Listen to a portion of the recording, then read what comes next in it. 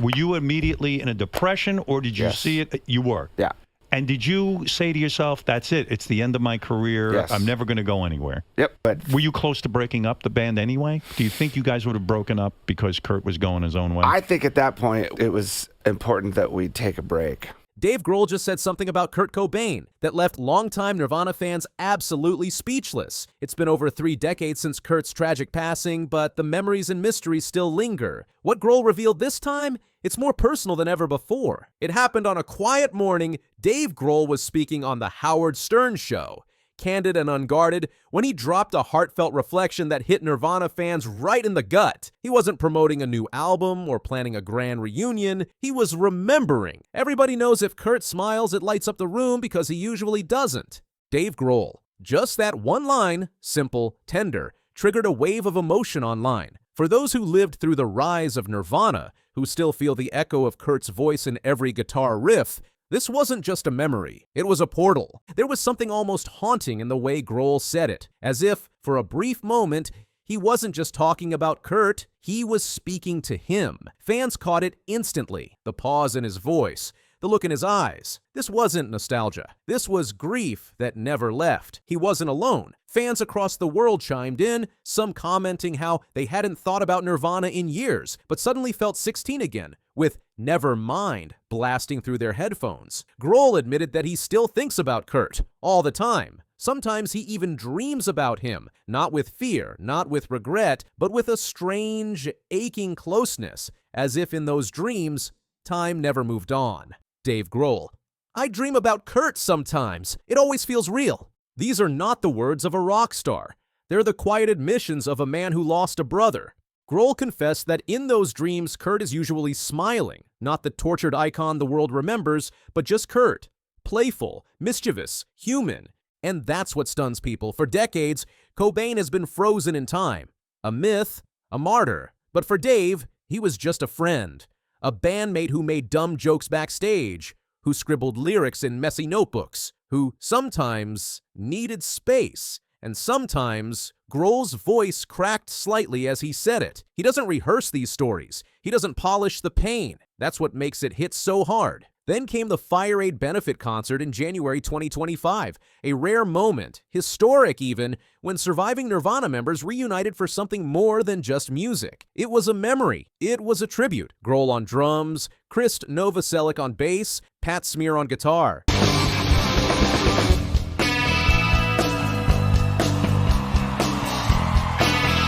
Violet Grohl walks on stage. Grohl's daughter Violet took the mic for all apologies. And in that moment, it wasn't just a song. It was a resurrection of Kurt's voice, through the daughter of the man who once kept rhythm to it. The performance wasn't about perfection. It was about presence, about that invisible thread tying past to present. Fans in the crowd, many of them parents who once moshed to Nirvana, held their children's hands as Violet sang.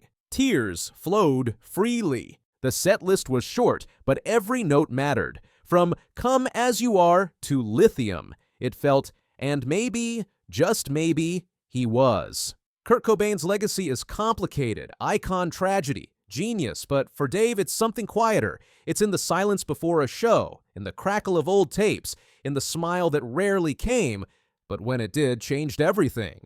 There's a photo from 1992. Dave and Kurt side by side, arms slung around each other, sweat soaked from a show in Munich. They weren't legends then. Just kids playing their hearts out, unaware they were reshaping music history. Grohl has kept that photo, not framed in gold, just tucked in a drawer, like a secret only he needs to remember. Because for Dave, Kurt isn't just a legend. He's a ghost who never stopped whispering through the music. When fans heard the full interview, the reaction was immediate. Social media lit up. Hashtags like Hugh Kurt Lives and Hugh Grohl Speaks trended within hours. Not because of scandal, but because of truth. Overlay tweets and comments. I'm crying in my car. This brought me back to 1994. Violet singing All Apologies Just Broke Me.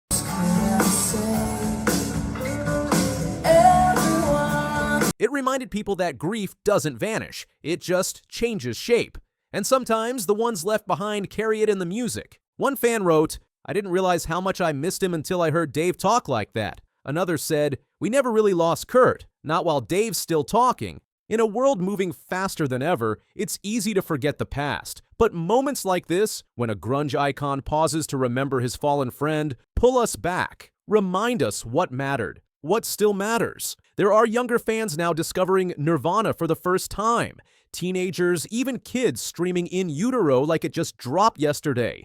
And when they see Grohl speaking about Kurt, they don't just hear music, they hear history. And maybe that's the biggest legacy of all. For Grohl, it seems Kurt's still here, in dreams, in chords, in his daughter's voice. That's the twist. The man who changed a generation never really left it. Grohl said something quietly during the interview, almost as an afterthought. Sometimes I pick up the guitar and think, would Kurt like this? Would he laugh at this lyric? Would he tell me it sucks? And it's in those questions that we see the real Bond. Not as icons, but as friends, lost and found. Kurt Cobain died in 1994, but in 2025 he sang again.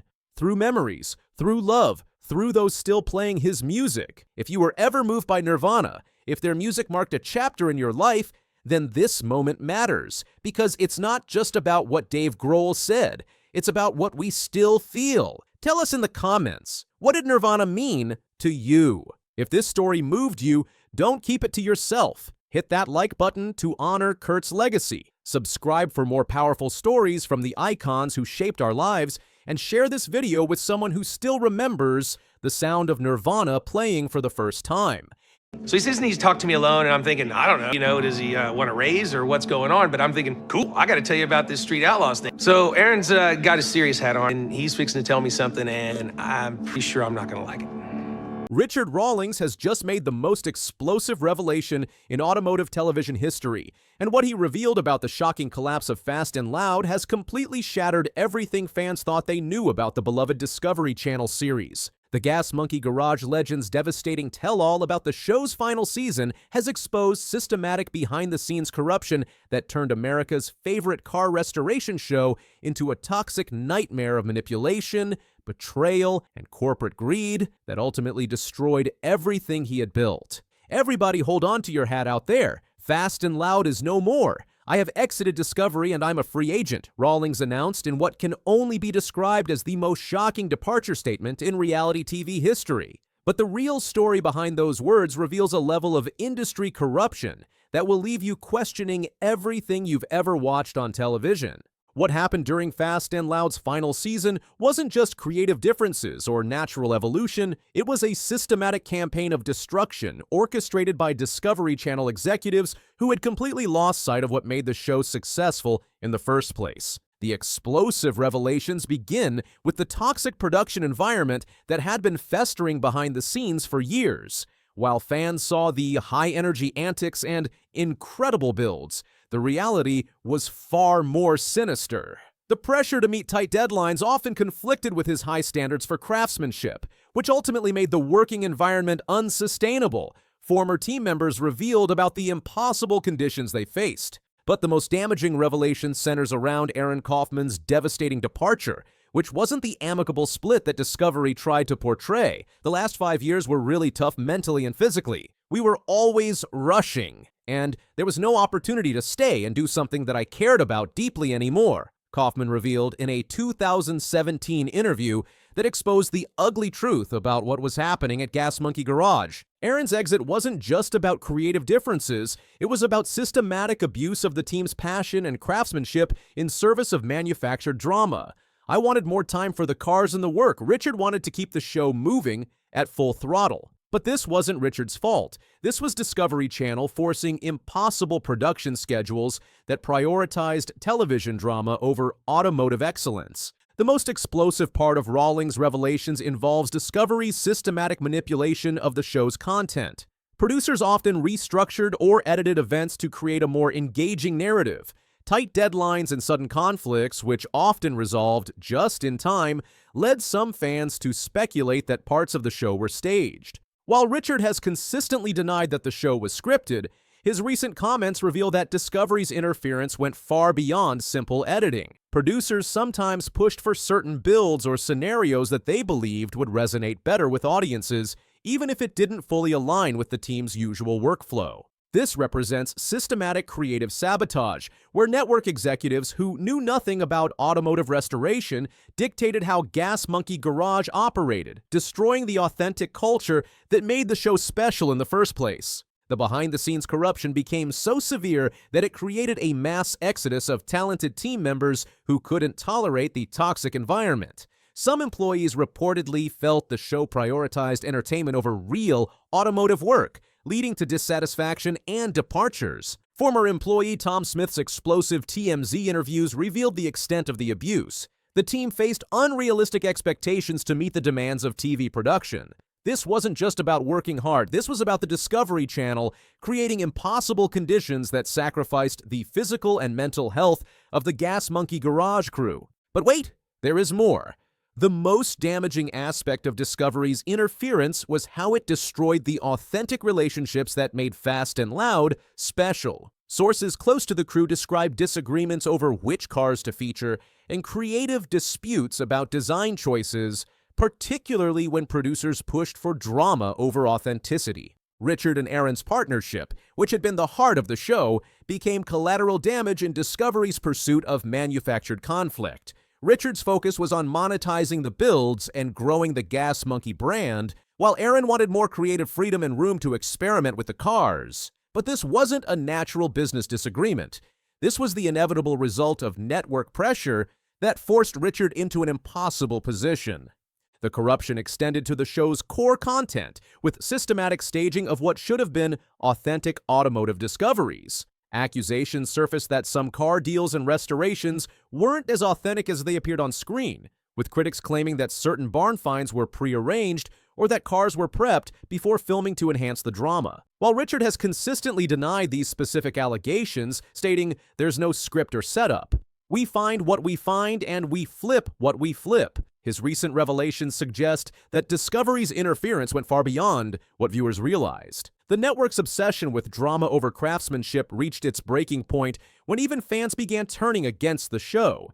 Fans of the show voiced criticism, accusing Fast and Loud of focusing too much on drama and not enough on actual car restoration. Richard's response was telling: this is entertainment. If people wanted step-by-step, they'd watch a tutorial. But this statement reveals the impossible position Discovery had put him in, defending manufactured drama instead of celebrating the authentic automotive passion that made the show successful. The final season became a nightmare of corporate interference, where every decision was filtered through network executives who cared more about ratings than respecting the craft. The influence of production made the show more engaging for viewers, but it also raised questions about how much of the garage's day-to-day operations were truly reflected on screen. By 2020, the situation had become completely unsustainable. Behind the scenes, declining ratings and changes in viewer habits likely played a role in the decision to stop production. But Richard's announcement reveals the real reason. He couldn't tolerate Discovery's systematic destruction of everything he had built. It was a great ride, but it's time for the next chapter, Richard stated. But this wasn't a natural conclusion.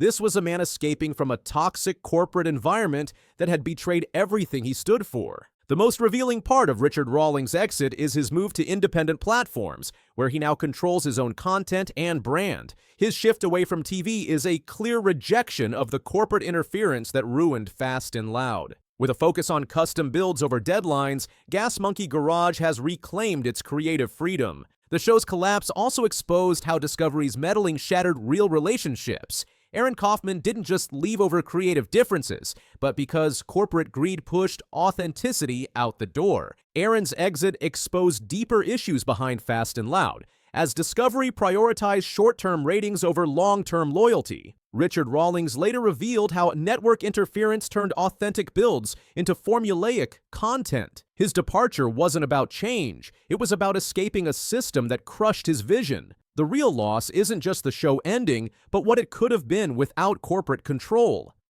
There's Harley motorcycles, there's Ducati motorcycles, Hondas, Suzukis. He collected most everything. Wayne Carini has just been hit with the most devastating scandal in automotive television history, and what happened behind the scenes of chasing classic cars has completely shattered the wholesome image that made him a household name across America. The 70-year-old car restoration legend who built a $25 million empire on the back of his beloved TV show is now facing explosive allegations that have torn apart his inner circle and exposed the ugly truth about what really goes on at his F40 Motorsports compound in Portland, Connecticut. What started as whispers in the classic car community has erupted into a full-blown controversy that threatens to destroy everything Wayne Carini has built over his decades-long career. And the shocking details that have emerged will leave you questioning everything you thought you knew about America's most trusted car restorer. The scandal centers around Roger Barr, Wayne's longtime friend and collaborator, whose mysterious disappearance from season 17 of Chasing Classic Cars has finally been explained in the most heartbreaking way possible. What happened to Roger wasn't just an unfortunate accident, it was a systematic betrayal that has ripped the heart out of the show's most beloved partnership. Roger Barr allegedly had an accident when working for Carini, the devastating reports reveal, but this wasn't just any workplace incident. This was a life-altering catastrophe that occurred while Roger was helping build Wayne's automotive empire. And what happened next will shock you to your core. The most damaging revelation came when it was discovered that Roger did not get paid on the show, despite being Wayne's closest collaborator for years. This isn't just about money. This is about a complete betrayal of trust between two men who were supposed to be lifelong friends. Think about the implications for a moment. Roger Barr, now over 80 years old, suffered a serious accident while working for Wayne Carini's operation, and instead of taking care of his injured friend, Wayne allegedly left him financially abandoned. The optics are absolutely devastating for someone who built his reputation on honest work and old-school values. The backlash from fans has been swift and brutal. The fact that Roger did not get paid on the show caused more backlash to the show's viewership. And longtime Chasing Classic Cars enthusiasts are feeling completely betrayed by the man they trusted to represent the best of automotive culture. What makes this scandal even more heartbreaking is Roger's current situation. Roger Barr has made a full recovery, but as he is above 80 years old, he works at a reduced capacity on his own garage. This is an elderly man who gave years of his life to help Wayne build his television empire, only to be cast aside when he needed support the most. The community response has been telling. Other friends of Barr had launched a GoFundMe for Barr, which represents a devastating indictment of Wayne's character. When your injured friend's supporters have to resort to crowdfunding because you won't take care of him, that says everything about your priorities. Wayne's deafening silence on this controversy speaks volumes. Wayne has not made any comments on this topic, despite the mounting criticism and the obvious need for explanation. For someone who built his career on straight talk and honest dealing, his refusal to address the Roger Barr situation is absolutely damning. But the Roger Barr scandal isn't just about one relationship gone wrong.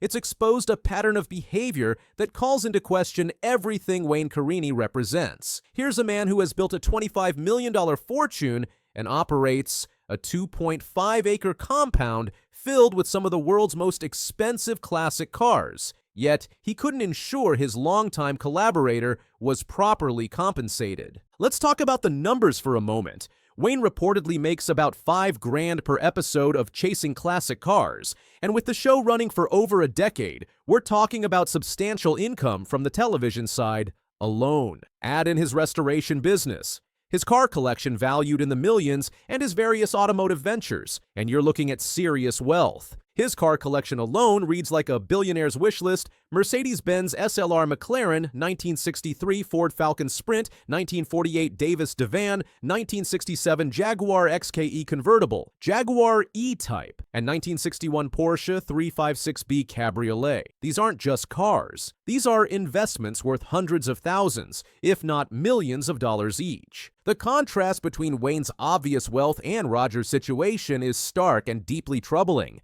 Here's a man who can afford multiple rare Ferraris and Porsches, but allegedly couldn't take care of the injured friend who helped him build his empire. What makes this scandal even more devastating is how it contradicts everything Wayne Carini claimed to represent. His television persona was built on no-nonsense authenticity, honest work, and old-school values. He presented himself as a man's man who takes pride in honest work, but the Roger Barr situation suggests a very different reality. The timing of this controversy couldn't be worse for Wayne's career. The 17th season of Chasing Classic Cars was under quite scrutiny, and now with season 18 allegedly in production, The show faces its biggest credibility crisis since premiering in 2009. For over a decade, millions of people in the US and other countries around the world have been captivated by Wayne Carini's personality and passion for cars. These fans invested emotionally in Wayne's story, believing they were watching an authentic representation of automotive passion and integrity.